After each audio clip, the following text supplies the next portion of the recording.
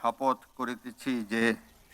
করিতেছি যে তীব্র অর্থনৈতিক সংকটের মধ্যেই দায়িত্ব গ্রহণ করে তারেক রহমানের সরকার। পরিস্থিতি মোকাবিলায় 2 মাস 4 দিনে ব্যাংক ও আর্থিক খাত থেকে ঋণ নিতে হয়েছে প্রায় 56,000 কোটি টাকা। এর মধ্যে মধ্যপ্রাচ্য যুদ্ধের কারণে দেশে জ্বালানি সংকটের পাশাপাশি আইএমএফ ঋণের পরবর্তী কিস্তি ছাড় নিয়েও দেখা দিয়েছে সংশয়। সরকারের বিভিন্ন কার্যক্রমের অগ্রগতি নিয়ে নিয়মিত ব্রিফিংয়ে মঙ্গলবার সাংবাদিকদের মুখোমুখি হন প্রধানমন্ত্রীর তথ্য ও সম্প্রচার উপদেষ্টা ডাক্তার জাহিদুর রহমান ও প্রতিমন্ত্রী ইয়াসের খান চৌধুরী।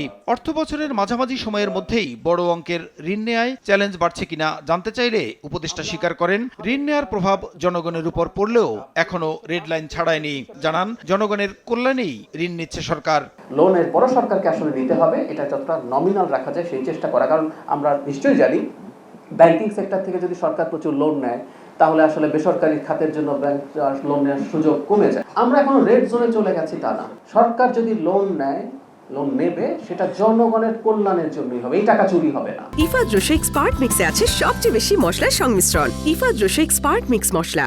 জ্বালানি নিয়ে প্রশ্নের জবাবে জাহিদুর রহমান দাবি করেন, বর্তমানে জ্বালানি তেলের মজুত কিংবা সরবরাহে সমস্যা নেই। জানান, দাম বৃদ্ধির সঙ্গে সামঞ্জস্য রেখে গণপরিবহনের ভাড়া এবং নিত্যপণ্যের দাম সহনীয় পর্যায়ে সমন্বয় করবে সরকার। মজুদের খুব বড় সংকট নেই, সাপ্লাইয়েরও খুব বড় সংকট নেই, আরো জাহাজ আসছে।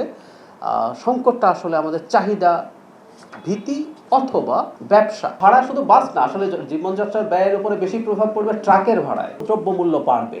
এখন এই অ্যাডজাস্টমেন্ট ইজ আ মাস্ট। সরকারের কাজ হচ্ছে মূল্য যৌক্তিকভাবে যতটা বাড়ার কথা, বৃদ্ধিটা যাতে অতটুকু হয়। নিম্ন আয়ের মানুষের কষ্ট লাঘবে আসছে বাজেটে নতুন করে 40 লাখ ফ্যামিলি কার্ড দেওয়া হবে বলেও জানান তথ্য ও সম্প্রচার উপদেষ্টা।